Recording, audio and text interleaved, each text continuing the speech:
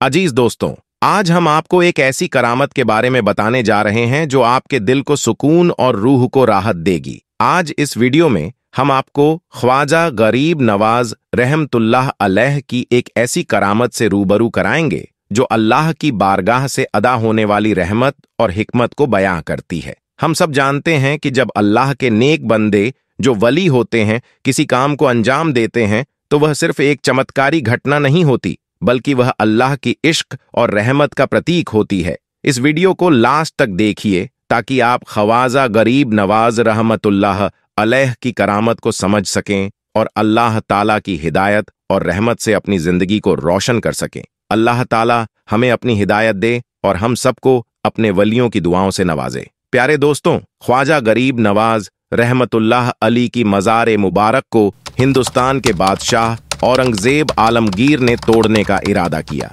बादशाह औरंगजेब को वलियों के मुताबिक यह गलत फहमी थी कि मरने के बाद मज़ारों में उन्हें दोबारा जिंदा किया जाता है। अपने इसी वहम को दूर करने के लिए बादशाह औरंगजेब एक रोज गरीब नवाज की जियारत करने के लिए अजमेर शरीफ तशरीफ ले गए और जब अजमेर पहुंचे तो औरंगजेब ने अपने ताजिए से कहा कि चलो, मान लेता हूं कि गरीब नवाज अल्लाह के वली हैं, मगर मैं तो तभी ये मानूंगा जब मैं उनको सलाम पेश करूंगा, तो मुझे सलाम का जवाब मिलना चाहिए। अगर सलाम का जवाब मुझे नहीं मिला तो मैं मज़ार शरीफ तोड़ दूंगा। तो औरंगजेब आलमगीर जब मज़ार पर पहुंचे और हाजिरी दी और वहां पर एक अजनबी शख्स बैठा हुआ था, वह शख्स इंतजार कर रहा था। तो बादशाह औरंगजेब ने उस शख्स से पूछा, ऐ शख्स, क्या मामला है? तुम यहां पर क्यों बैठे हो और तुम परेशान लग रहे हो? तो उस शख्स ने बादशाह औरंगजेब से फरमाया, हजरत, मैं आपसे नबीना हूं, यानी कि मैं अंधा हूं और काफी अरसे से ख्वाजा गरीब नवाज रहमतुल्लाह अली से दुआ कर रहा हूं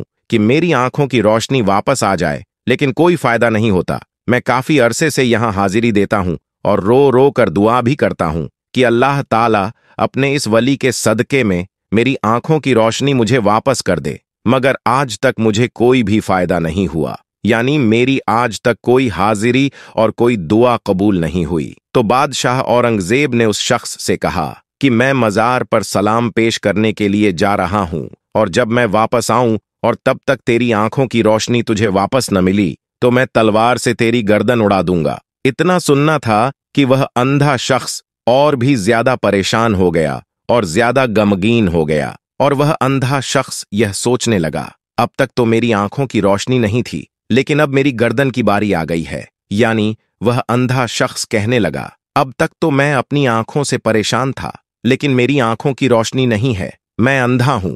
लेकिन बादशाह ने जब मेरी गर्दन उड़ाने की बात कही है तो अब मेरा बचना बहुत ही ज्यादा मुश्किल नजर आ रहा है। फिर उस अंधे शख्स ने जोर जोर से रो रो कर और तड़प तड़प कर ख्वाजा गरीब नवाज से फरियाद करने लगा। और जब बादशाह औरंगजेब ने ख्वाजा गरीब नवाज को सलाम पेश किया, यानी कि जब बादशाह औरंगजेब मज़ार के पास गए और मज़ार के पास जाकर उन्होंने सलाम अर्ज किया तो मज़ार से कोई जवाब नहीं मिला।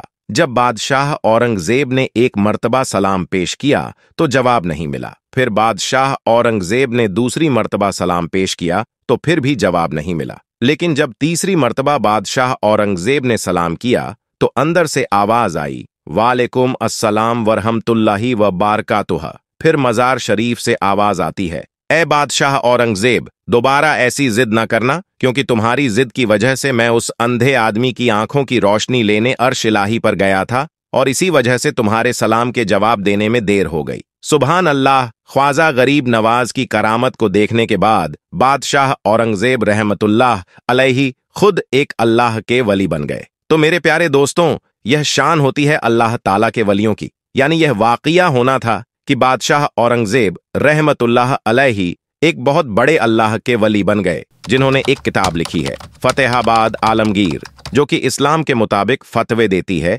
जो इस्लाम के कानून को मानती है और जो इस्लाम के कानून को देखकर बनाई गई है, और बड़े बड़े मसले उसी किताब से हल किए जाते हैं। दोस्तों, गरीब नवाज की करामत ने हजारों हिंदुओं की जिंदगी बदल दी। कुदरत का यह करिश्मा अजमेर शरीफ की दरगाह में पेश आया। यह राजस्थान का एक बहुत बड़ा शहर है और इस शहर के मशहूर होने की वजह हजरत ख्वाजा मोइनुद्दीन चिश्ती अजमेरी रहमतुल्लाह अलैहि हैं। एक वक्त था जब अजमेर में हिंदुओं का एक बहुत बड़ा मंदिर था और यह मंदिर सिर्फ राजा और रानियों की इबादत के लिए खास था। और उस मंदिर के साथ ही एक तालाब भी था जिसे हम और आप आना सागर के नाम से जानते हैं और पहचानते हैं।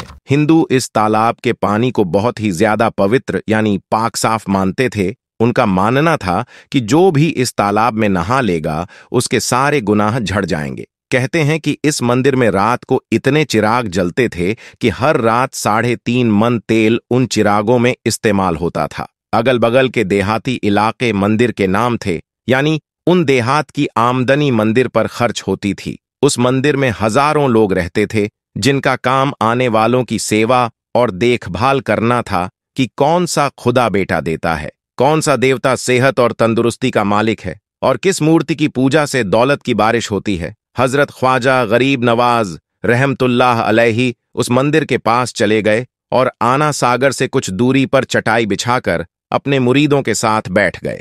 और उसी वक्त अजान का वक्त हो गया, लिहाजा आपने रहमतुल्लाह अलैहि ने हजरत कुतुबुद्दीन बख्तियार काकी रहमतुल्लाह अलैहि से अजान देने को कहा। अजमेर में अल्लाह की वहदानियत और सल्लल्लाहु अलैहि वसल्लम की रिसालत का यह पहला इल्म था। वह लोग इस्लाम को नहीं जानते थे कि इस्लाम क्या है। चुनांचे अज्जान की आवाज सुनकर वह हैरान हो गए और अपने घर से निकल आए। सब मुसाफिरों ने आना सागर के पानी से वजू किया और नमाज पढ़ना शुरू किया। सब हिंदू हैरान रह गए कि सब भगवान तो अंदर हैं, तो फिर यह लोग किस भगवान को पुकार रहे हैं। जब शाम हुई तो राजा के ऊंट, जो दिन में चरने के लिए गए हुए थे, अपने चरवाहों के साथ वापस आने लगे। इत्तेफाक से जहां ख्वाजा गरीब नवाज रहमतुल्लाह अलैहि अपने साथियों के साथ बैठे हुए थे, वह जगह राजा के ऊंटों के बैठने की जगह थी। चरवाहों ने ख्वाजा गरीब नवाज रहमतुल्लाह अलैहि से कहा, उठो बाबा, ऊंटों के बैठने की जगह खाली करो। आपने रहमतुल्लाह अलैहि ने फरमाया,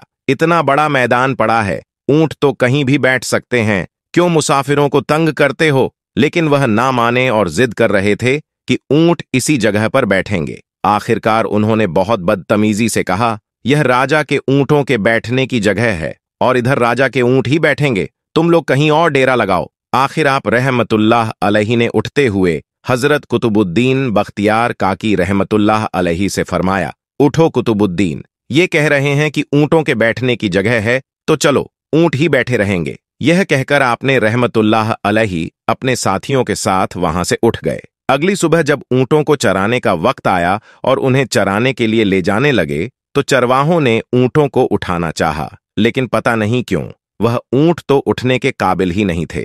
उन्होंने ऊंटों को मार मार कर जबरदस्ती उठाने की कोशिश की, लेकिन वह बैठे ही रहे। चरवाहे बहुत ज्यादा परेशान थे कि जो ऊंट उनके एक इशारे पर उठ जाते थे, आज क्या हो गया है, क्यों नहीं उठ पा रहे हैं। आखिर उन्हें याद आया कि कल उस मुसाफिर फकीर ने कहा था कि चलो ऊंट ही बैठे रहेंगे। लोग इकट्ठा होना शुरू हो गए। कोई कह रहा था कि फकीर कोई काबिल जादूगर है और किसी ने कहा कि वह कोई भगवान का अवतार है। धीरे धीरे बात राजा तक पहुंच गई कि एक मुसाफिर फकीर ने राजा के ऊंटों पर जादू कर दिया है।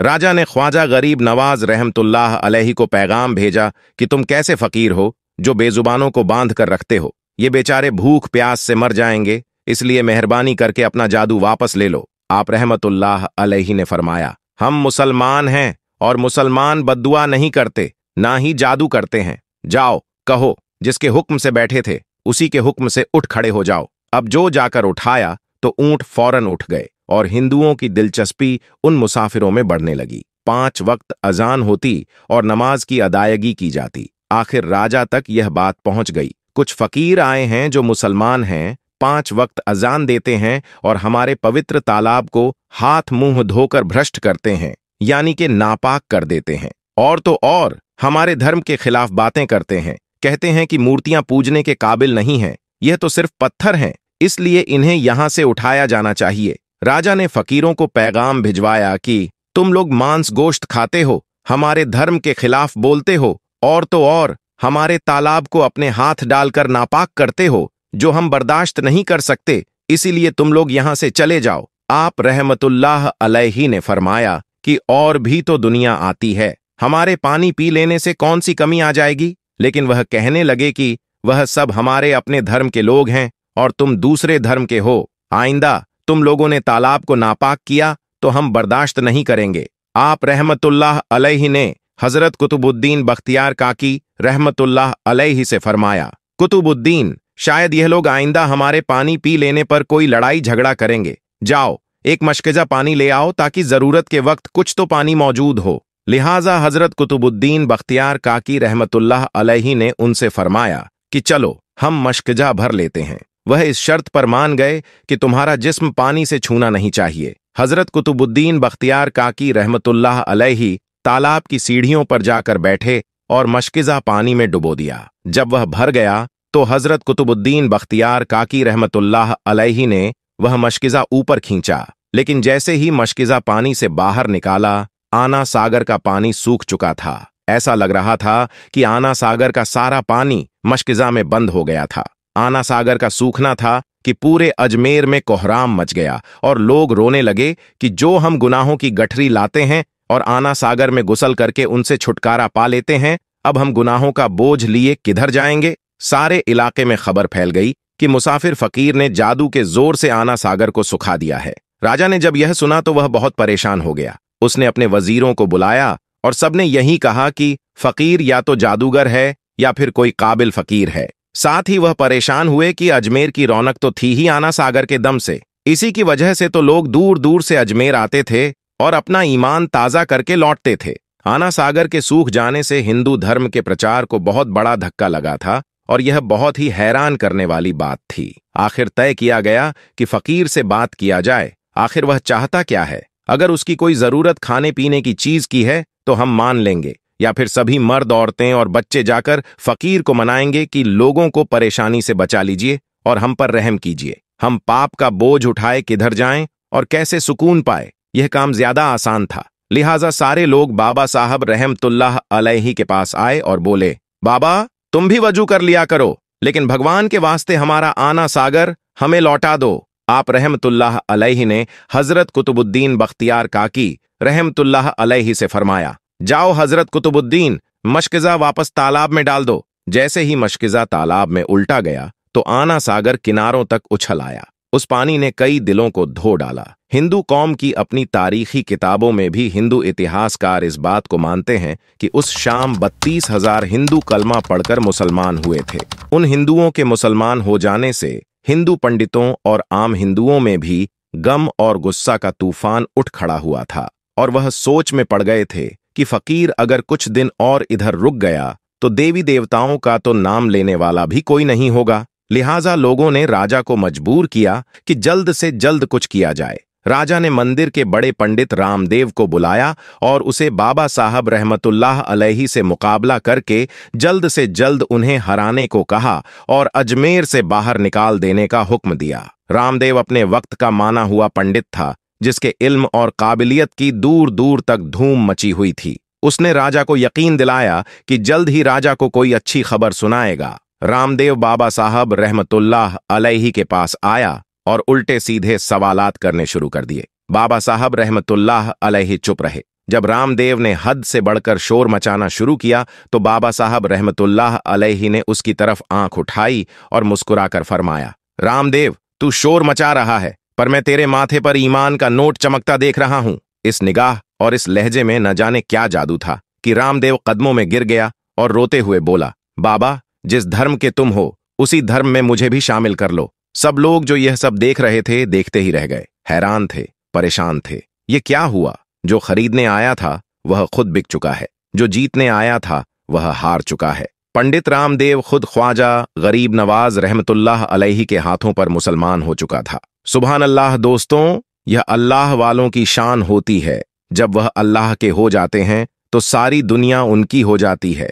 दोस्तों, हिंदुस्तान में सैलाब की वजह से कई घर, कई मकान पानी में बह चुके हैं, डूब चुके हैं। इस वीडियो में आप देख सकते हैं पानी जब अजमेर शरीफ में दाखिल हो चुका है। जैसे ही पानी अजमेर शरीफ के बाजारों में पहुंचा तो ख्वाजा गरीब नवाज की ऐसी करामत दिखी कि पानी पीछे की तरफ जाने लगा। यह ख्वाजा गरीब नवाज की बड़ी करामत है जिसने देखने वालों का ईमान ताजा कर दिया है। अल्लाह के वालियों की बेशुमार करामतें हैं जिन्होंने लोगों की जिंदगियों को बदल दिया। दोस्तों, आज की वीडियो में बस इतना ही। दोस्तों, कमेंट में हमें जरूर बताइएगा कि आपने इस कहानी से क्या सबक हासिल किया। उम्मीद करते हैं वीडियो पसंद आई होगी। इसे लाइक करते हुए दोस्तों के साथ शेयर करना मत भूलिएगा। जाते जाते फिर कंफर्म कर लीजिएगा कि आपने हमारा चैनल सब्सक्राइब कर रखा है। अगर नहीं किया तो फौरन सब्सक्राइब करते हुए बेल आइकन को क्लिक कर दीजिएगा ताकि हमारे आने वाली वीडियो का नोटिफिकेशन वक्त पर आपको मिलता रहे। अपना बहुत ख्याल रखिएगा और उनका भी जिनका कोई ख्याल नहीं रखता। आने वाली वीडियो में दोबारा आपसे मुलाकात होगी। तब तक के लिए अल्लाह हाफिज।